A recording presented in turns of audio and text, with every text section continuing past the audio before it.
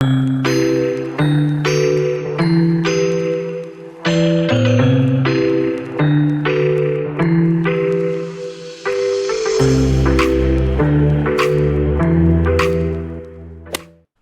and welcome to the first episode of the Can We Talk podcast. I'm here with Finley. All right, Hello. Yeah, you alright? Basically, this podcast is going to be about myself and Finley's media accounts that we're currently running at the minute, and about how the struggles and how of like trying to build a brand and a portfolio while at uni. So I thought we'd just start with a bit of background about obviously yourself. So Finley, if you want to start. Yeah, so I'm Finlay Horsfall. I'm the founder of FH7 Media that I'm running myself on Instagram and Twitter. I was born in southern England but moved up when I was very young, and been an Aston Villa supporter. Played football since I was young, but because of injuries or all the excuses you can throw out there, instead I've turned to journalism. Always been a bit of a writer, liked English through school, and thought mix them together, sports and writing, so sports journalism, and that's here we That's are where you today. came to this Yeah. decision. Yeah, mine was a bit similar. Obviously I'm from up here. I'm in Gateshead, so I'm from round here, and I've been a Newcastle fan since birth, really. So I've always enjoyed certain types of sport.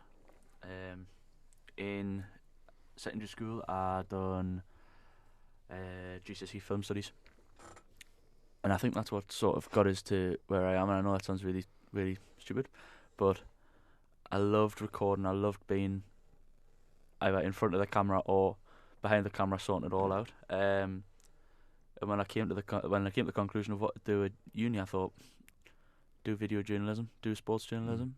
Even though it might be writing, there's still times when you've got to record someone, you've got to set up yourself. So that's when I've came to that. And currently at the minute, I run my Cam Houghton Media socials, but I also help run the grassroots club that I play for, Fella Magpies. I help run their social media accounts as well. So, obviously we've both got stuff going on and stuff like that, trying to sort it all out. But first, let's talk about uni. So obviously, we're both on the sports journalism pathway. Yep. My question to you is, how are you finding it? It's alright, yeah. I think we can agree the first half we were happy that it went past, and we were happy that after Christmas we finally got to sort of focus in on journalism a bit more. I think our Fridays, we can agree, have been our favourite session so far with our lecturer. I think it's nice. It's nice that we're starting to focus in more on journalism. So a bit of background for everyone. Me and Finley are on a foundation year this year, which I think we've only got about 4 weeks left. Yeah. So just May, I think. Literally nearly finished. So we're on a foundation year, and basically what that means is for the first, from would you say September to Christmas, Yeah. we're done how to do maths, Yep. which was horrible. Yes, that was horrendous. But we also did a thing called study skills, which I don't know about you, but I found a little bit helpful. It was about to be fair. you referencing and how to set out your work. But I can totally agree. After Christmas and up till now, it's been so much better. Yeah. It's been so nice to actually focusing on journalism. Yeah. But you're right though about the study skills. I think that's helped me with my essays so much, and it's writing in general. But I think with the journalism that we're doing now, it's giving you an insight to what next year is going to be like. Yeah, I'm very excited for September. Massively. And obviously, you don't live far from the uni in No. Newyddibar, so uni life isn't the same as what it would be for someone travelling to somewhere else. No, it's not. So we live quite local, yeah. so we're not up in the dorms. Yeah. We're not in student houses or. So it's living a bit different. Like you're literally just commuting from your own home, so it's easier in that sense. But yeah, and I think this is not something that I like to discuss, but the student finance that we get, for me, it's going on my car and stuff like that. So it's easier where it's not having to pay for dorms and you're having to pay for this. And I guess it's the same for you. It's just you'd obviously have to pay for. It gives you that freedom. I think Yeah. I mean, it helps you if you need to travel to do assignments. Like Mhm. we're doing interviews sometimes for our assignments, and I just think that that fund really gives you the freedom to be able to just expand if you need to, and maybe get equipment, get like use public transport or fuel for your car, or Mhm. it's just a nice freedom. And I think we're lucky to have this course up here, because if not, then where would you go?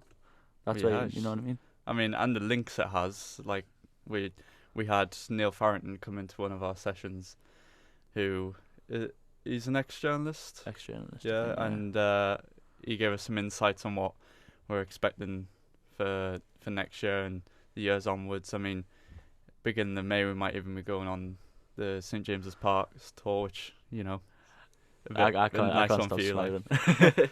And we'll be going. What is it? The conference room, and we'll be able to speak to. We'll be going on the tour, but we'll be speaking to the press officer and the media manager of Newcastle, and getting a bit of insight of how running a club social media works. Mm. But I really can't wait for that. That'll be really good. Yeah, that would be good. So obviously you started your FH7 Media. Yeah. What was your reason behind that? I wanted somewhere to just upload my creations, just to have a portfolio, and I've always loved the idea of having my own brand, my own like business, and even if it doesn't take off, if it doesn't become a business, it's just nice to have that profile of my work, and it's not. So if people want to see my work, if they want to know what I'm doing, there is a specific account for me, for my work, and it's nice to just be able to build an audience, even if it's just 50 to 100 followers. It's like it's just nice. It's nice to have that little independent source where you can just upload your stuff. I think we're in a similar place, because I'm the same. I built mine. My first intentions was to just put all my uni work on. Everything I'd done for uni, I was just going to put straight on there. But I think now it's become more of a, right, this is what I want to do. This is where I'm going to go with it. This is where I'm going to take it. I've always been interested in business, running my own business, having my own, like you say, your own brand. And it's something that I've always wanted to do. Not in this aspect, not in the media aspect. But I've always wanted to have my own business and say, look, this is mine. Yeah. This is what I've made. And I think this is a good way to show it. And I've always wanted to create content for people to be able to see and view and show people what I can do. Yeah. And I think this has been a massive sort of stepping stone to show that. But obviously for mine as well, and I know you've got the same. You've got your social media accounts, but you've also got your website. Yeah. What did it take? How did you find making the website, and how did you feel? Roll out. I first tried using Squarespace. I realised that it's a bit expensive if you're not got the funds to really to run the website. So I mean, I started on Squarespace. It was going well. I had like a week trial just to see how it would go. I sort of tested it just to see what it'd be like having my own website, and I really enjoyed it. So after the week trial, I thought I'm gonna try and find somewhere that a bit more cost effective, or if not free, and so that's when I decided that I'd use Wix. I mean, it's no paid promotion, but you know, in the future maybe Possibly. Yeah, it's just nice to have a website as well. It's nice to have your own like domain place rather than just somewhere on a social media app. It's nice to. It's more personal, isn't it? Yeah, you can have like an about page. You can have a home page where people can go on and see what it's about, and then you can have your page for your articles, your blogs, your interviews, whatever you're doing. So what content you got on there at the minute? On there at the moment is only a match report I did when I went to Peterborough United versus Bolton Wanderers. That's just at the moment, mainly because I just haven't uploaded stuff. There is a few things that are going to be uploaded soon. I've also got an esports blog that I'm currently ongoing. that's going to be uploaded soon, and I'm also doing a little deep dive article on Lewis Hamilton, his Formula One career and everything he does in the background for his work for children in less fortunate situations. I think it was a pretty good idea to have a little deep dive. I'm a big Formula One fan myself, so I thought it'd be nice to have a little deep dive into one of the greatest Formula One drivers to exist, I think, in my opinion. See, mine's the same. So I use a different website. I used GoDaddy websites. Yeah. And if I found it easier to set everything up and to make it look professional, but there was certain features that I wanted that you couldn't get. So that's when I decided to go to Wix. Yeah. I use that. Mine's the same. So I've got four articles on there. 3 of them are for the grassroots team that I coach, because 4 teams, but I didn't do it on my team. But 3 teams got into a semi-final. Yeah. So I did an interview with each of the managers, and made a written article and put it on there. Just because it was easier to show for my work, but it was also to show for the clubs, because all they had to do was just send the link onto the social medias. And the other article that I've got on is a match report I've done for Gateshead's semi-final win. So they're the 4 that I've got on at the minute. I also have the football's YouTube on there. I've got my own YouTube on there, and I've got a few videos from both accounts. So it's a bit the same, like you're trying to share everything through one platform, and you try to make it more personal instead of... The thing I think about social media, it's great to interact with people and to get people to know, but the issue you've got is everyone's looks so similar. Yeah. Do you know what I mean? Definitely. So like if you go on an Instagram account and you've got yours and you've got tons of stuff on there, and then you go to say mine and then we've got tons of stuff on there that look similar, whereas your website will look totally different to my website. Do you know what I mean? So it's a personal space where you can put your stuff on, which I quite enjoy. So you've done your Peterborough article. How did you find doing that? It was alright. It was weird.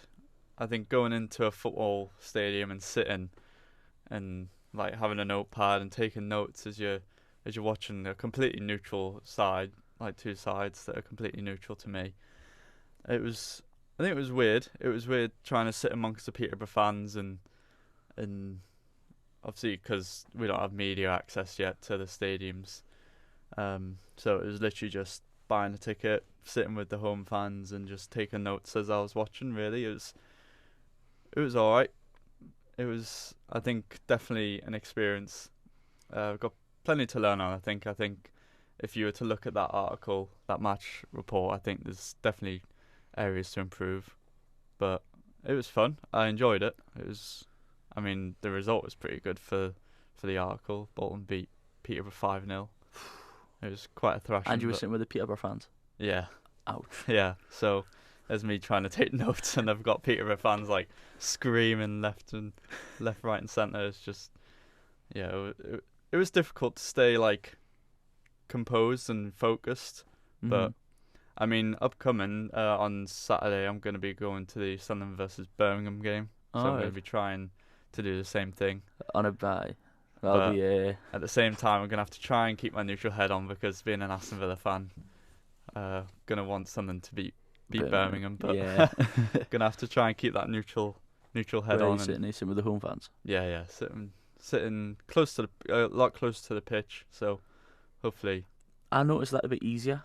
When I done mine for Gated, I sat right up in the gods. But the issue with the stadium is you've got like massive pillars in the way, so sometimes like you can miss stuff. So we sat right at the top, me and my mate, because he came to give us a hand. Sat right at the top, and I was like, "There's no way you're not near the action. Like you're not near, you're near the fans, like the majority of fans who make the most noise." And you're like, "Yeah, that's brilliant," but you're not next to the action on the pitch. Yeah, it's nice. It's nice to be close as well, because if you can't see face, you can see number. Yeah. And then you can check exactly. program and But yeah, so I done the match report, and I done the first half from the gods sitting up the top, and I done the second half from sitting down and sitting a bit closer. And I've noticed that sitting closer is much better. yeah. Because another thing you could add into your match report if you sit close enough for like non-league games, Yeah. is comments that people say. Yeah, yeah. Okay. Definitely. So like a good example was I think it was last Friday, Good Friday. Yeah. Last Friday. So I went to the Blythe Spartans Oh match, God. right? And I'll get onto this in a little bit about why I'm doing stuff for Blythe Spartans. But I went to the Blythe Spartans game, and I was sitting in the stand. They've only got one seated stand, so Really? Wow. they've got one seated stand, and then the three other stands that they've got round are all standing. Right. So I was sitting in the seated stand, and I was sitting fairly close, about 2-3 rows over. Now the issue they've got is have you ever seen the Gateshead Stadium? Yeah, yeah. They've got the running track. Yeah. So if you sit somewhere like that, you can't hear what people are saying. Mm. Blythe, you've got the stand, you've got a walkway, and then you've got a wall Mm. with the dugouts pressed right up, so you can hear everything that everyone's saying. Yeah, that's pretty good. That. Now, Graham Fenton, who is the Blythe Spartans manager, you heard everything he said. And God. I tell you what, if you want to go and listen to, if you want a bit of entertainment, not just on the pitch, if you want a bit of entertainment, go to a Blythe Spartans game and sit close. Yeah, even just non-league in general. I think I mean, I don't know if you saw the Wrexham versus Notts County. Oh, game. that was mental. I mean, if you can ever get to a non-league game, I think non-league games are just a very good entertainment. It is. It's and the It issue. also depends, Yeah. because sometimes it can be very lack of quality. But if you get a non-league game that's quite a you need to pick one that's even game. quite competitive. Yeah. See, the thing is as well, like you could go to a Premier League game, and that would be right. You've got, say for example, Newcastle against Brighton. You think it's going to be a close game, but then it might turn out. Like for example, the West Ham game, Newcastle West Ham. I thought that would have been a lot closer than it was. Do you know what I mean? Yeah. So to me, it wasn't. It was entertaining to see the goals, but it wasn't an entertaining match. Mm-hmm. Yeah. Whereas I know what you mean. Northern League or National League North or the National League, it's more of like players are. I feel like they're not there for the money. No, they're not. Definitely not. They're there to play football, Yeah. and some of the football quality is brilliant. Yeah, actually is. Yeah. And So there's a lot more passion, I think, in the lower leagues. I would totally recommend going down to one. So obviously that's the match, the article that you had. Yeah. What is it like with assignments? So what's your work been like with your assignments? It's been alright. Yeah, it's we've got a lot of essays. Yeah. And they're alright. It's just sometimes you just feel a bit stuck with ideas, and you also don't want to so we are given 4 topics, and I feel like every time we get given those topics, we're all thinking the same thing. Yeah. And we can't all do the same. Like, I mean, when we were given, so basically one of the topics for one of our essays is celebrity, and as soon as I heard that, I was like, Marcus Rashford, I'm going to do a post by him. And then we got given examples to look through in the lecture to give us an idea, and one of them was Marcus Rashford. Yeah. So I was like, well, that sucks. And it depends though, because you could put it on a different side. So if they're talking about Marcus Rashford, the guy who's doing all this good stuff for the, like the food banks and the free school meals and stuff like that, you can talk about a different side of Marcus Rashford. You can talk about the football side, the celebrity, how he's dealing with playing for Man United at a young age, playing for his country at a young age, having success, and how it's progressed through, and how he's changed persona and stuff like that. Yeah. Do you know what I mean? It just depends on how you take it. There's lots of things you can talk about with different celebrities, so it just depends on how you do. It's also referencing. I don't know if you're having the same issue with it, but I try and use that website. Oh, the Cite Them Right. Cite Them Right. I feel like I feel like I'm using it right, but it's still wrong. It's still wrong. I'm just, what's going on. I just don't Yeah. understand it. Just a thing. If any of the lecturers are listening, we do use it. It's not our fault that you are saying it's wrong. Yeah, we do use it. I use it all the time. Do you know what's weird about it though? It doesn't tell you how to. So it tells you how to reference. It tells you Mhm.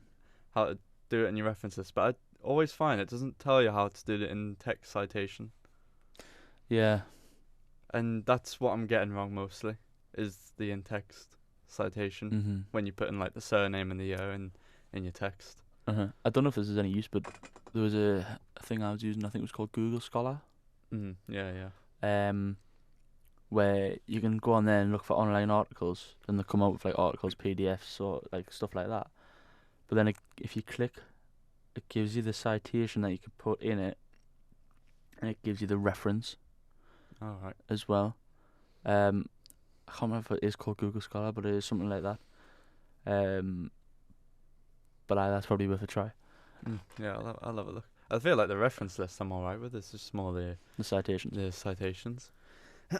See, obviously, you've done your Peterborough game. For me, obviously, I've done the Gateshead one, but I've also done the interviews on my own channel. Yeah. And this is where I'm going to get into the Blythe bit. So, my first interview, I've done. How many have I done? 6 interviews, 5 or 6 interviews. 4 of them have been my grassroots team coaches. Yeah. And 2 have been with ex-professional footballers for Gateshead. I don't know how you do it. How do you? I get so. That's something I need to improve on throughout uni is getting confident speaking one-on-one, like interviewing someone. I don't know how you do it. It's weird. How do you compose yourself to do it? To be honest, I don't know myself. Basically, so the first one I'd done it with JJ O'Donnell, and my second one was with Ben Clark. Now, to me, at the time that they were at Gateshead, was the time that I supported Gateshead the most. I still support Gateshead now, but I was basically ball boying for every game. Yeah. I was there all the time. I didn't go to the away matches, but I was always at the home ones. So at that time, it was massive for me to watch them. And now that I get the chance to interview them, I'm like, wow. Yeah. Do you know what I mean? So they both came about because of who I know. So basically, my dad.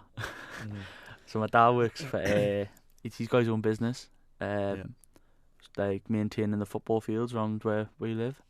And one place where he maintains them is a place called Cleveland Hall. Yeah. Which is next to the QE, yeah. Now on there, JJ O'Donnell does his 1-to-1 sessions there, and currently, at this moment in time, he's doing his half-term Easter sessions for the kids. So he's got his own coaching business, so he runs most of the sessions from up there. Now with Ben Clark, on a Monday with the Gateshead Foundation, he does the walking football. All right, yeah. But he also does, before that, with the Stroke Association, he does football with them, so for people who've had a stroke. Right, yeah. So they're doing a lot for the community, both of them. So obviously my dad, he speaks to them on a regular basis. So that's how I managed to get in with them. But I done my first one with JJ, and Were you not shaking with nerves? so I haven't really told JJ this, but I know he watches the content that I put out. Yeah. So this is new for him. Oh god. In my room for the past how many years? 3 years? Yeah, 3 years. I've had a Gateshead top up in my room. Okay. Right. It is match worn and signed by JJ O'Donnell. Is it? Wow. Right? That's So nuts. it's hanging up in my room, and it was one of the first things that I wanted to tell him. And I've been on and off a conversation for JJ for about a month now. Yeah. Since and I still haven't told him. Oh my god. You had a whole interview. So if he listens to this, Breaking news. breaking news, exclusive information. No, but so I was quite starstruck, and especially with Ben because he was the captain for the whole time I supported them, properly. Um, so it was weird, but I think it's just about like if you have a conversation with them beforehand. So don't. What I would say, the one bit of information I would say is, once you put your camera down and set everything up with your mic, your stand, everything like that, don't let that be the first point of conversation with them. Yeah. So set all that up, and then just talk to them for a little Yeah. bit. And the thing that I learned, and the thing that I do all the time, is just to get them to start off with the name, age, and in this case, like how long they've been playing football for, how long they've been retired for. And if you get them to start answering the questions like that, then you go into your normal questions. Yeah, yeah. Because after that, the conversation just flows. Yeah, yeah. And then when you put the video out, you can just chop that bit off at the beginning, and then Yeah. it looks like it's just flowing straight into the conversation. That's the best way I Yeah, thought. that's good. That.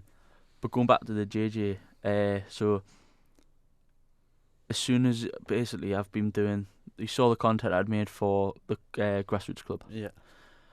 and he asked us to come in and do the videography for him Right. to run his business. So you know when you look at your Instagram reels and you see all these people training and coaching Yeah, and yeah. stuff like that. So for the past 2-3 weeks, I've been doing that with him. That's good. Trying to build that up for him. But then I saw the opportunity of there's a role going for the beginning of next season for the social media side of Blythe Spartans. Oh wow. But they've got a load of roles. They've got the media manager, assistant media manager. They've got a videographer for the YouTube, commentators, and social media match reports. So at the minute, I'm in the process of trying to go down and meet them and talk about the roles and different roles and stuff like that. Yeah. Hence the reason I went to a Blythe match, Nice. Right. to get to know the club. And another thing that I've done to get to know the club, and I would recommend this to anyone, right? Yeah. This is, do you know what it is? I didn't think it would work, but it has worked so much. If you want to get to know a club, if you're going for a job at a club, right? Yeah. And you don't know anything about the club, right? You don't know any of the players, or you know a few of the players, right? Best thing to do, play Football Manager, right? Yeah. I've been playing Football Manager for the since I've known about the rule. I got Football Manager. I started with Blythe Spartans. Yeah. All the players were on there, right? I went to the match, and I knew every person who was on the pitch and every person who was coming on the pitch. Ah, that's clever. It's a great way to learn, right? Yeah. I thought it was going to be stupid, but it worked. That's so- pretty good. Yeah, so basically that's the work I'm doing at the minute. So I've done all my articles, I've done my interviews, and now I'm going for this. But my question is to you, Finley. Obviously, you've done your report. You talk about your solo piece on Lewis Hamilton, stuff like that. What's going forward for you? So you've got your brand. Yeah. Yeah. At the minute, you want to get from here. You want to get from one point to another, right? How are you going to do it, and where do you want that point to be? Right. So it would be nice to branch out, and like you say, you've got a YouTube channel, and I've been thinking about it for a while. I think eventually I just want FH7 Media to just be a nice, either its own business or just a nice brand for me. So at the end of uni, it can be just a huge portfolio that can go, look, I've got this. This is my This is what I can my do, sort of journalism thing. brand. This is my content. This is what I've done for the past 3-4 years. It would be nice to branch out. I think YouTube channel would be cool. What I'm thinking of is obviously when I do match reports is also do like a match day vlog. Do like not only do match reports but do like Like a behind the scenes sort Yeah, of thing like of behind- how you do it. behind the scenes of how I do it. Maybe do like travel to any stadium, like just do completely random teams, do match reports on, and also just be like behind the scenes of how that football club works, what their facilities are like, what is the atmosphere good, is it a nice place to visit. A good person to watch on that, if you're on TikTok, is the padded seat. Yeah, I've seen that. Yeah. Yeah, that's where I've got like the inspiration from. It'd be nice to not only go there and do a match report, but I mean, even if we get media access, it would be cool to do like a vlog and show the media access of different Like clubs. the gantries and stuff. Yeah, like that. and just be like show the outer football audience what it's like to be in the media side, because I think it's with the media. I think it gets a lot of hate. I think journalists do get quite a lot of bad press, which is weird to say because we are the press. Mhm. But I think it's an exciting job.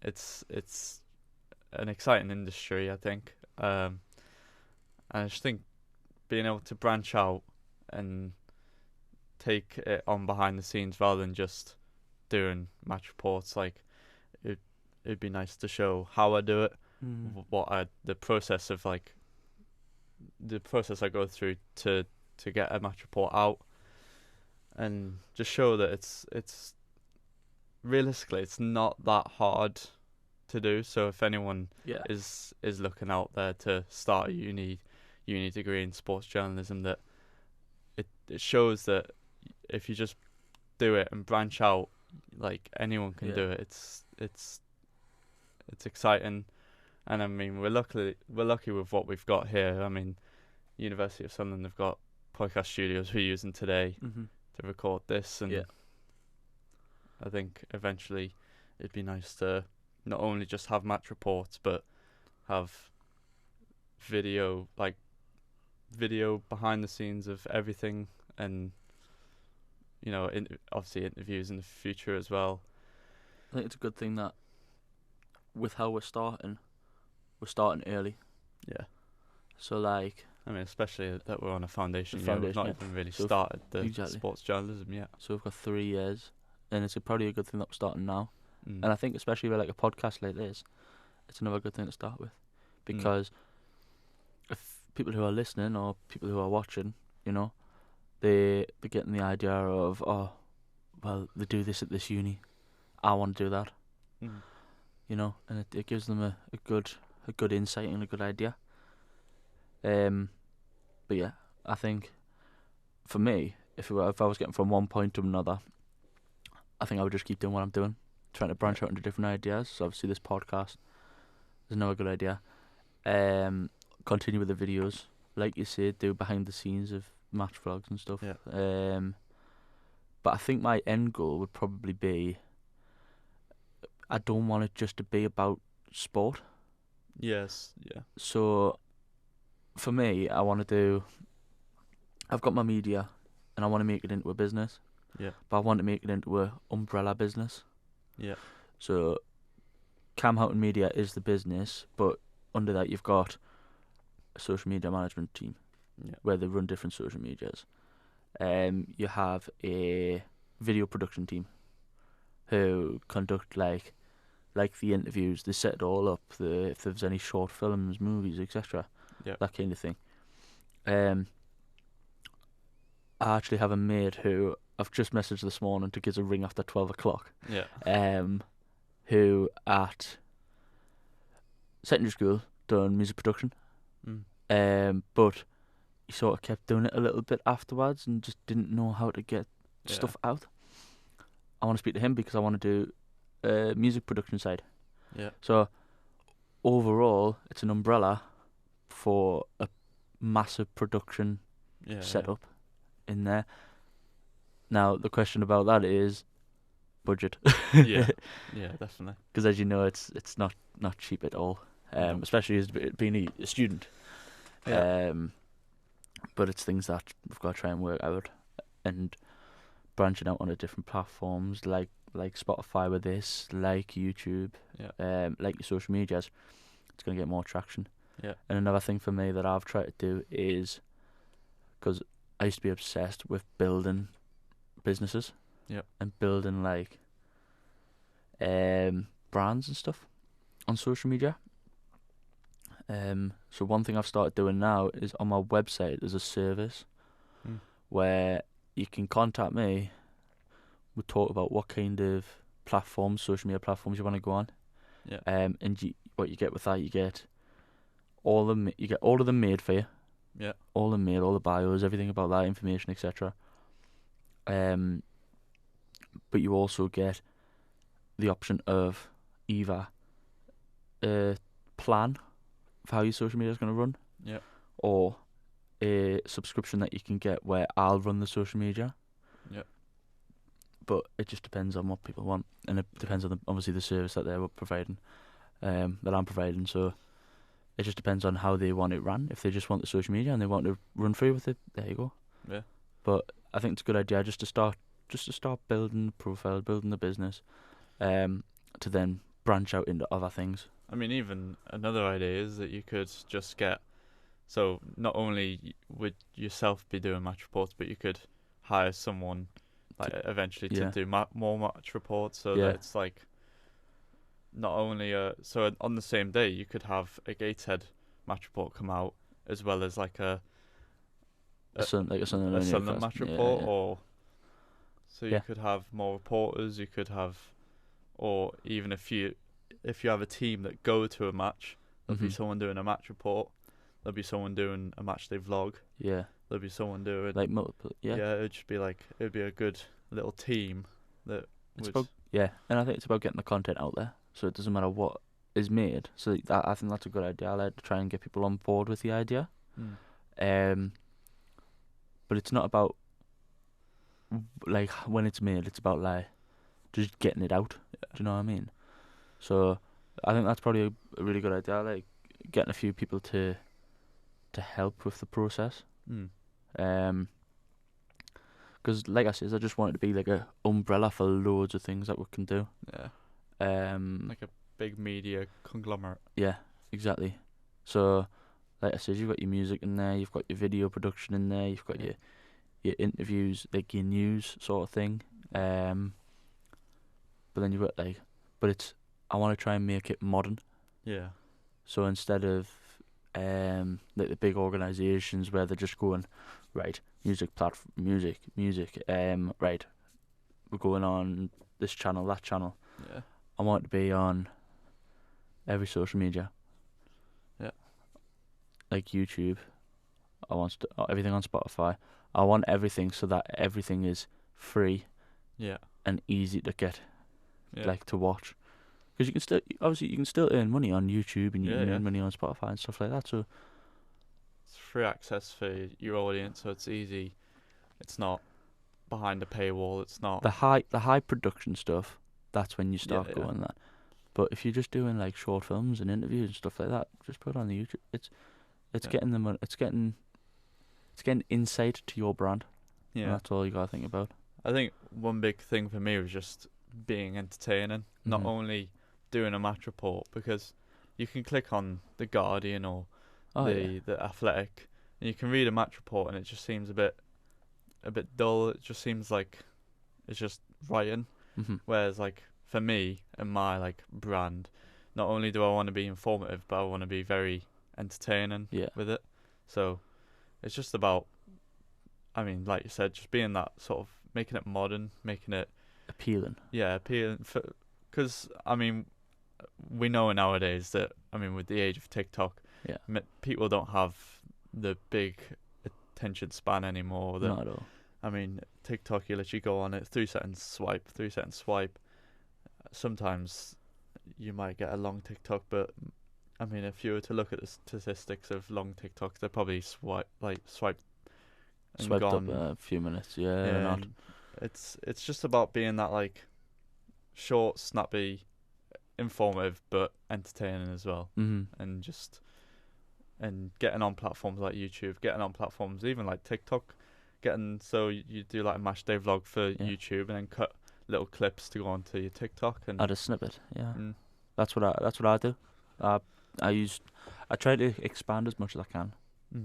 So using TikTok and stuff like that, and I think one of the big things with trying to start out with a brand, with a business, anything like that, is to learn the trends. Yeah. Because that to me is massive.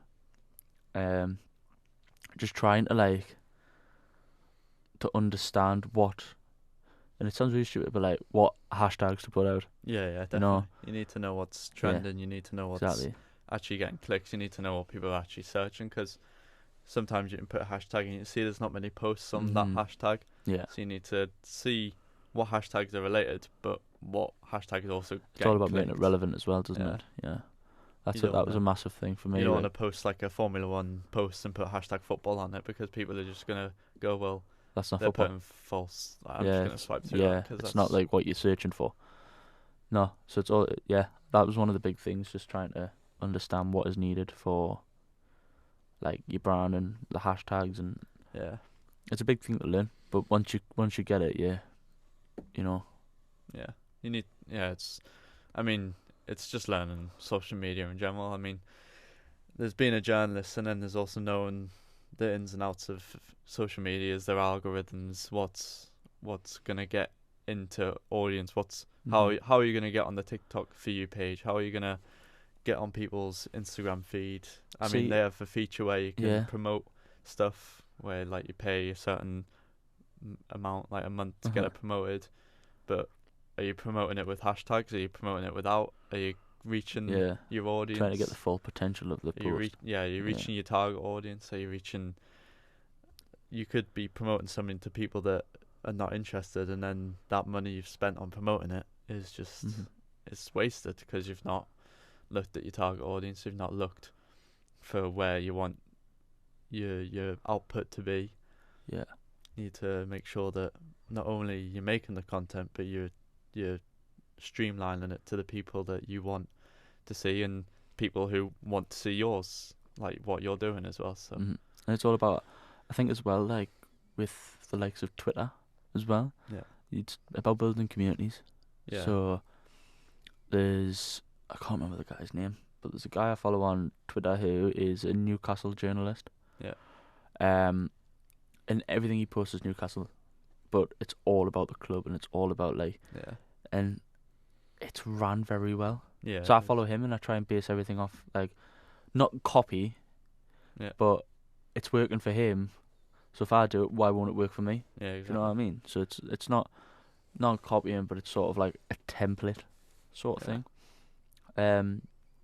I'll try and find the guy's name, and I'll pop it in the description of the video on the Spotify. But it's one of those things where it's like it was working for him. He's got this many followers. Everyone's talking about him. He's getting loads of traction to his account. So if I do that, then why won't I? Do you know what I mean? It's not copying, but it's branding, and it's Yeah. branching out. I mean, you'll find on some match days when Villa are playing, I'll just absolutely spam Twitter with like just things about the Villa before the game. I'll I'll go on Twitter minute by minute, giving like match updates, seeing what opinions Villa fans have, like other Villa fans, because as much as we're doing well, and I like to keep my support head on for Villa. I also like to keep the neutral head on because, one day, if I get the opportunity to be in Aston Villa, like a journalist for Aston Villa, I mean, I'd take that. Yeah. I'd snap someone's arm off for that. Like, it's just, But it's having the knowledge as well. yeah, Like being a fan. Do you know what I mean? It's like one of our lecturers, Paul, he was saying that there was a guy who got the job at Sunderland yeah, to do the media. Was it the media or the Yeah. journalist? He was a journalist for Sunderland Football Club. And they looked on his social medias and found out that he was a diehard Newcastle fan, yeah, and he'd been slating Sunderland for years. yeah, And it's like, to me, right? If you'd asked me the question, would you take a job at Sunderland as a journalist? If you asked me that question about 6 years ago, I would have said no chance, right? But now, within the last 2-3 years, it's getting to a point where I'm like, I think most people in the northeast are like this. Obviously, you've got your diehard Sunderland fans, your diehard Newcastle fans, who may have this opinion as well. But to me, up in the northeast, there's not much football. No, It's massive. It's a massive thing, yeah, it's but there's not much of it. there's not. What you got. I mean, especially like professional clubs, Yeah. at least. Well, you've got Newcastle, Sunderland, Hartlepool, Middlesbrough. Yeah, Yeah. Then you've got your non-league teams like Blythe, like Gateshead, like South Shields. yeah, Now, I've named 7 or 8 teams there. name the ones in London. Yeah, I mean, Massive. even Birmingham, I can name like West Brom, Aston Villa, Birmingham, Wolves. Yeah. You've got Coventry just outside, Do you know, it's and then and they're all but like like either I says, when you go into Championship London, I mean, yeah, Arsenal, Tottenham, Chelsea, West Ham, you know, you got You got loads. Palace, Brentford, Fulham. You got Even Brighton further down, you know, yeah, it's Southampton, Bournemouth. it's not it's a massive thing up here. Loads of It's people very love isolated. football, but yes, it's very isolated, and especially when you've got the likes of Newcastle now, who are doing really well in the Premier League. Yeah. But they haven't got anyone else up here to back them up. Mm. Whereas that's why I'd like to see the likes of Sunderland and Middlesbrough back in the Prem, Yeah. to then back us up and say, like, look, we've got 3 teams in the Prem Mm. from the northeast. Yep. You know, we must be doing something right. Well, it's not. And going back to like being a fan and knowing stuff about like, so say being a Sunderland fan and working for Sunderland.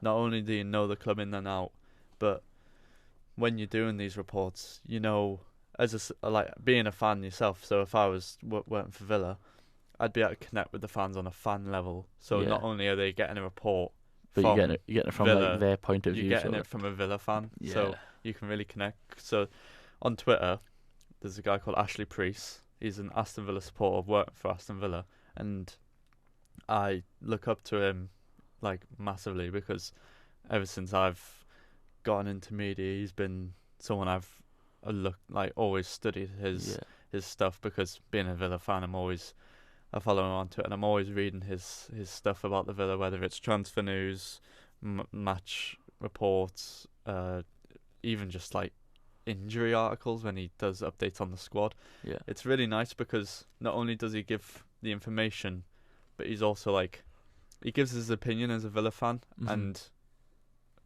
you know, there's some Villa fans that their opinion is a bit left, but Aye. Yeah. his opinion relates to most Villa fans, and I think that's why so many people like him. That's why I think he's so popular among among the Villa fans. Mhm.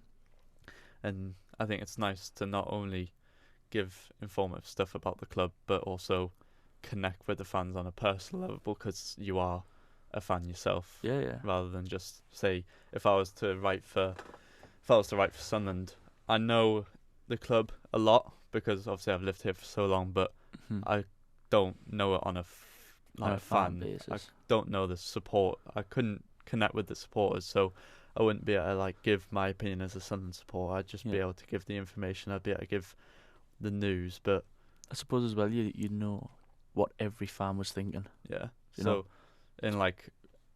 in Ashley Priest's stuff, he goes, "How do we feel about that, Villa Yeah. fans? How do we feel about this? How do we feel about Watkins? What is our opinions on Watkins' form? What is he really Tries makes to it connect them about everyone. everyone. He really Yeah. gets the community. It's like, how do we feel?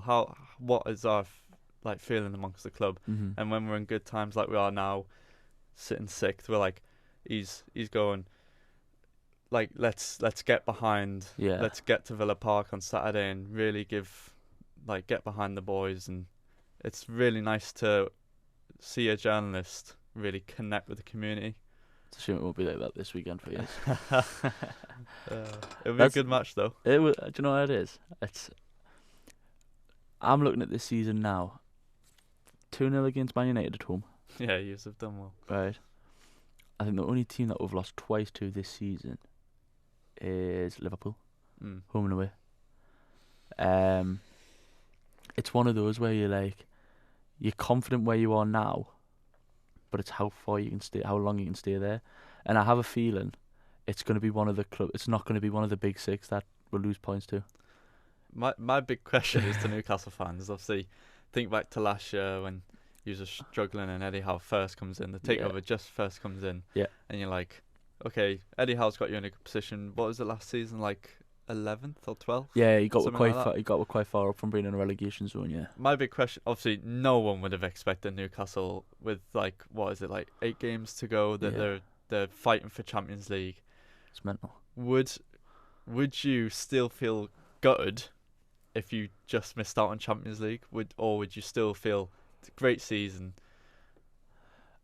To me, would you be disappointed that you didn't retain that? Because I mean, the likes Tottenham are quite poor. yeah, I don't. Liverpool and Chelsea are out of Champions League talk. I think. yeah, And then you've got the likes of Villa, Brighton, Brentford. yeah. I think. Would you still be a bit disappointed, or would your elations of like fifth still be? To me, when we've done so well at the start of the season, and we've been doing well all season, to be honest, but when we started off at the beginning of the season, I think we were sitting second at one point, and I was like, right, this is going good. How long can we keep it for? Every Newcastle fan before to be honest, even now, because we're 2 years ahead of schedule. Yeah. If you'd asked at the beginning of the season what's your hopes, 9 times out of 10, a Newcastle fan's response would be top half. Yeah. We want to be a top half team. We don't want to be in a relegation battle every season. Now, with the way things are going, there's some Newcastle fans that are going away and they're going, "Oh yes, we need to be top 4. We need to be winning this. Yeah. We need to be winning." To me, you got to a Carabao Cup final. Yep. Yeah.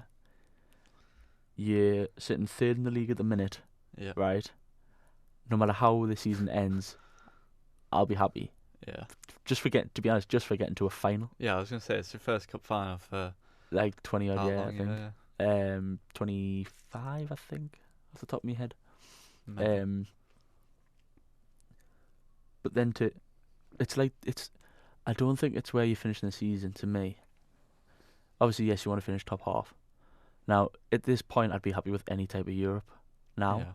you know, even if to be honest, I would prefer Europa Conference. See, that's where I want. Yeah. With Villa, even though it's early and we've got Mhm. like games in hand, like I think the 2 teams below, so we've got 2 games in hands on us. Yeah, It would be nice. I mean, ideally for Villa, I'd like us to finish just outside of Europe or Conference League, mainly just outside of Europe, because if we can build from this season, Yeah. and whilst other teams around us are struggling with fitness and midweek games, trying to keep up with like Carabao Cup, FA Cup, and whatever Europe they're in, it'd be nice to see how we could push beyond. to get there. Yeah, Yeah. like I mean, like yous have done this season. See, I think with me personally, I think are we ready for Champions League? No. No. Maybe Europa Conference. I think if we win the Europa Conference, I think we'd go far. Would you Anyway. expect to win it? I I think no. if I saw Newcastle in that, I think I'd expect them to win it. Maybe not expect them to win it, but But I'd give go them a for good it. chance. Go- Go go for for it. Definitely go for it. I think we would if we were in Europa Conference. Europa League, maybe get round to 16. Yeah, give it. I mean, get out the group stage. We'll get out the group stage. Champions League. See, Depends who you get in your group though. exactly. Now, Because if you get a group of like Bayern Munich, PSG, I think. I think But what we've got to look at, Newcastle fans, right?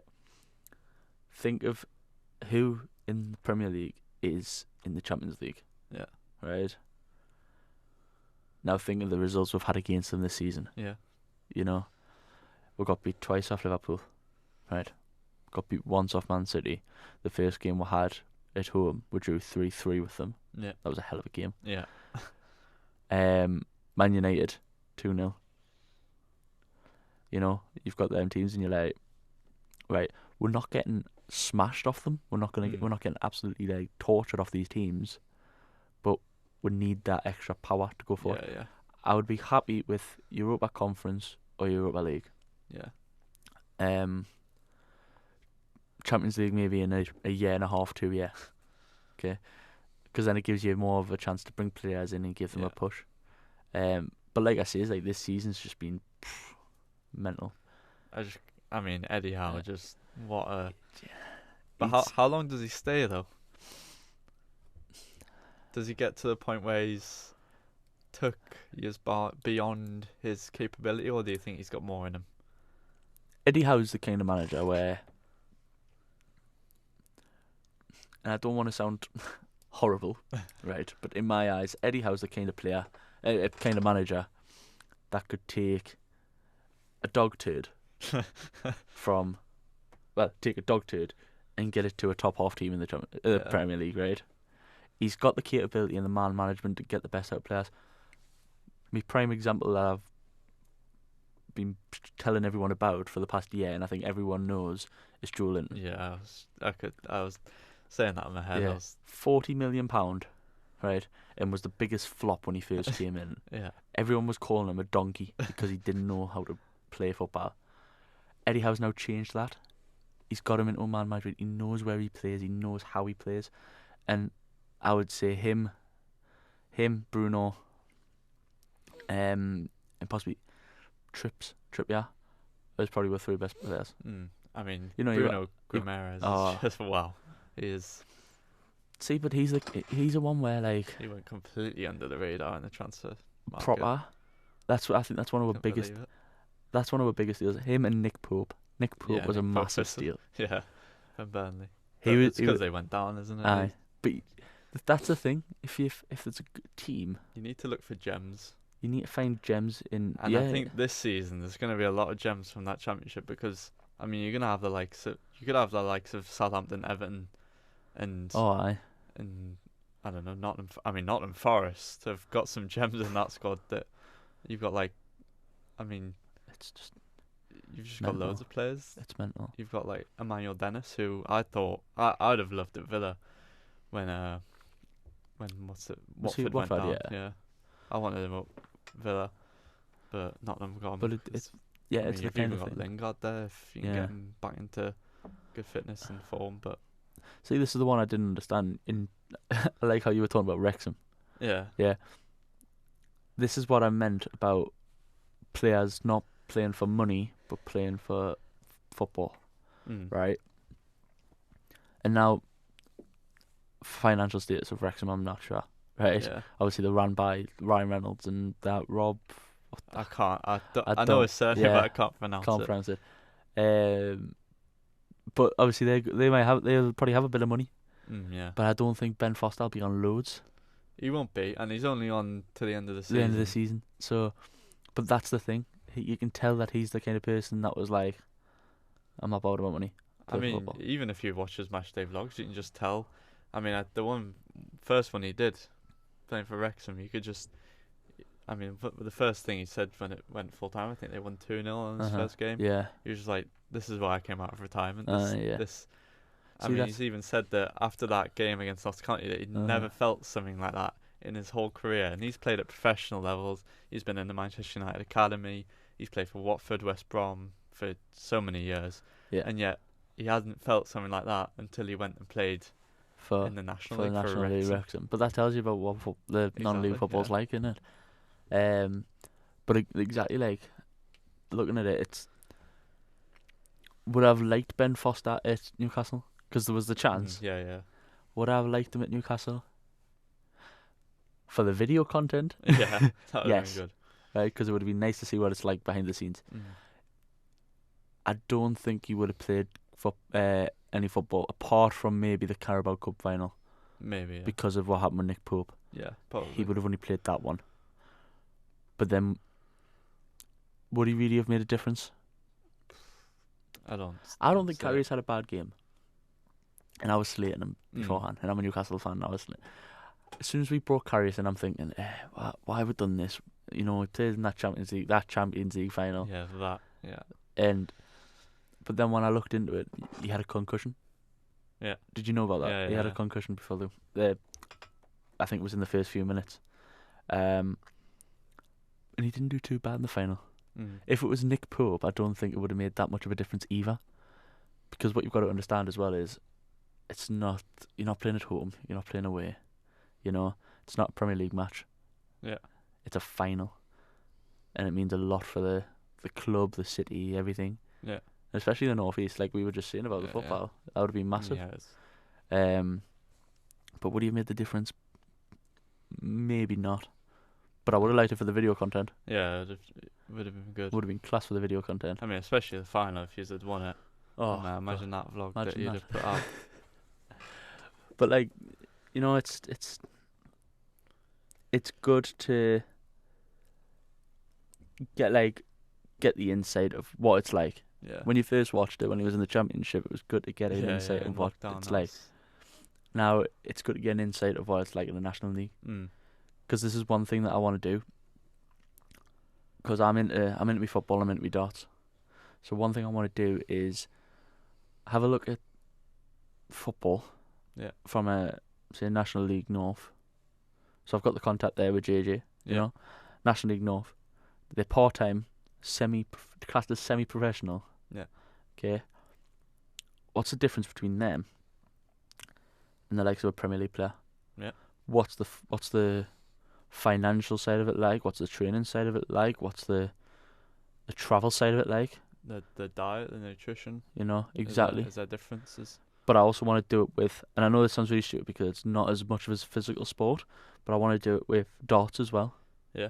So I want to speak to someone who, so Like local tournaments. yeah, so like I play youth county darts. Alright, yeah.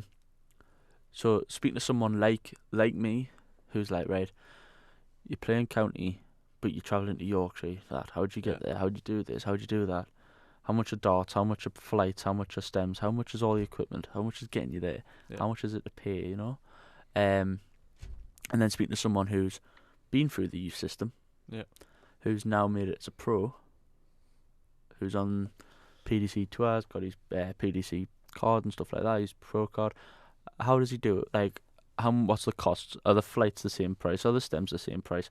Are they made of different materials? Like, Yeah. what's the travel expenses like? How much you gotta pay? You know, it's trying to figure out why is there a massive difference between one Mm. from the semi-professional to the youth side Yeah. to the professional game, and why is there so much money in it? Yeah. Now, obviously, we know the answer to the money. Yeah. It's your sponsorships. Yeah. It's your your TV. audience coming in, your TV rights, all that. But why is because I think it was a great thing that game was on BT Sport.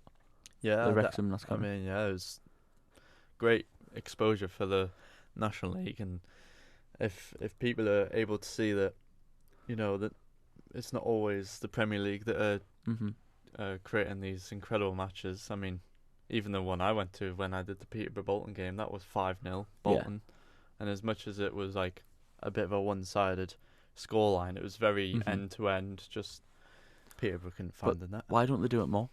They should, yeah. I don't understand why someone like Sky Sports don't even stream games on YouTube. Yeah. Do it on like a Because- premium sort yeah. of thing. Like it's There'll like be a way. There'll be a way like to do that. pay-per-view. Yeah.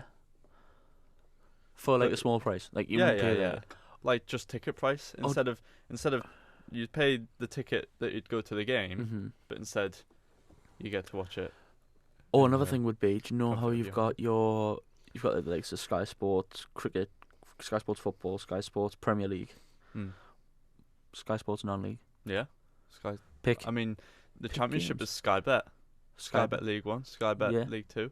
Why aren't you get the occasional because game on for Sky, for a fact someone who put it as this example, someone who supports Gated, okay, the team's not getting shown on telly, Nope. so the only thing they've got is you to gotta go to the game. match. Yeah. Okay. Now, obviously, we know fan bases can grow from anywhere. Mm. So, say you're a Gated fan that lives in London. Yeah. You've got to pay for your ticket. You've got to pay for your travel up there. Yeah. Your accommodation, your food, all this stuff, right? Just to go watch a 90-minute game of football. Yeah. Sky should be plugging into this, going, right, well, they're not buying the football packages, right? These kind of people aren't buying the football packages because their team's not on it, so they don't Yep. need it. Yep. They're all in Sky Sports News, which is Yep. free. You know, so why aren't they tapping into this? That's when they should be creating the likes of your Sky Sports non-league, Sky Yeah. Sports, or your Sky Sports Championship or Sky Sports Yeah. League. You know, stuff like that. But even on your National League, you could get your National League North, National League South, National your Yeah. National League. Do you know what I mean? But that's that. They've got to do something because without it, the smaller clubs will die. Yeah, I mean, it's you see it so often, unfortunately now, and even in the Championship, you see clubs. I mean, we've Like seen Bolton, we've seen Wigan, we've seen what was it, Reading recently that have had a Mhm. points deduction. Yeah. It's sad. I mean, even Derby, you had Derby, as well. Derby, aye. You've Derby had was a Bolton, bad Wigan, one. and Derby that have all been relegated to League One because of like financial issues. But some teams that haven't even survived. No, You know? I mean, you had Bury that Bury, completely aye. went. I mean, it's still. I think the fans have now reopened it and Yeah, they're they're trying. building back up now. Yeah. But I mean, that's going to take so long, and I mean, even if it ever happens, Mhm. if we see Bury back, Well, I don't know if you know this, but Gateshead had that problem. So they Yeah. were in the National League and they had a bit of financial problem with the chairman, and they got them relegated to the National League North yeah, because of it. But then they build up and then they're back in the National League. So you know it's yeah, possible to build up, but it's the support. And I mean, if you had TV rights to the National League games, after the one shown on Sky, BT Sport, the Wrexham Notts County, it's going to get people to want to watch more yeah. non-league football. And not only that as well, like you'll find most supporters of football Mhm. will. So like myself, if I was to support my local team instead of Aston Villa, who is my dad's team, Yeah. I'd be a Forest Green Rovers fan. Because Alright. that's where I'm from. That's Yeah. my local team. Uh-huh. And Forest Green Rovers, they're the one with the went The out to go eco, friendly, yeah. didn't they? Aye. that is my local team. But obviously, sometimes you pick your dad's team, sometimes you pick your local team, and obviously, Mhm. mainly it's Aston Villa. But not only is I've picked it because of my dad's team, it's because I'm able to see my team play on TV. Yeah. I'm able to, the reason I was able to have that influence to pick Aston Villa is because my dad was able to show me on TV that, look, Aston Villa, support that team. Yeah. Look, it's our team. Whereas Forest Green Rovers, when I was little, I think were still National League Aye. because they've not been League Two for that long, No. and obviously they're League One now, but struggling. Yeah. But obviously, it's a shame that you don't see all these local clubs because, like you say, you're a Gateshead Mhm. fan rather Yeah. than Newcastle. Now, I'd imagine that's because when you were younger, you were more exposed to Newcastle on TV, or Oh, yeah. because But there's a they're lot more around like a Premier League club. So one of the things that obviously I've supported Newcastle for all my life, but the film Goal, even just even stuff like that, get your club getting exposure. You can go and look and you can say, look at this. This is about my club. Yeah. Whereas with the likes of Gateshead, and it's a struggle, but what I think the good thing is the likes of now. So South Shields, I don't know if you know this, but South Shields have just been promoted to National League North. But that's because of the support and they've had a bit of money plummeted into it, but you need people who are going to put money into it, like the TV companies, like local investors. You need people like that to bring it back to where it should be in the northeast. But you're not gonna get it. No. If you had Sky, like we've just been seeing Sky Sports National League, Sky Sports League Yeah. One, you'd have. I mean, I know the Championship gets a bit of coverage. That's Not here and loads, there, you maybe Not get loads, but they get a bit. But the lower league teams, it's like Howie. yeah, it's just You've got to try and push you want every club to, and what you might find is that putting these channels on, it might not bring you loads of money no. in, But it can't but cost much it either can't. to just. I mean, you're not buying much rights to No, low sides. not at all. Whereas Premier League obviously will want a lot for their rights. And another thing as well, and I know this, it's with FIFA.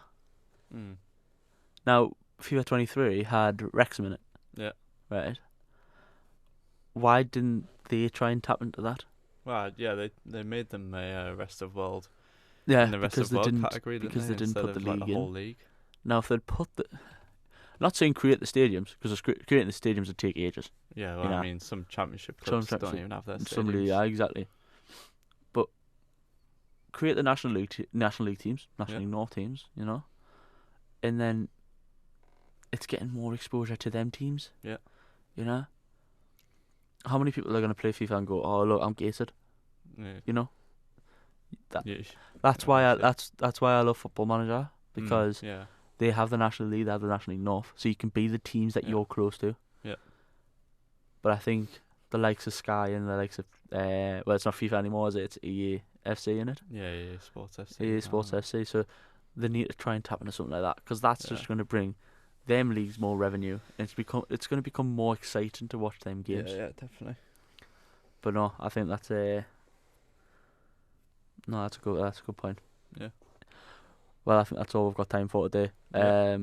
But obviously, yes, first episode. I hope you all enjoy it. And hopefully there's more to come. Yeah, definitely. It's been good.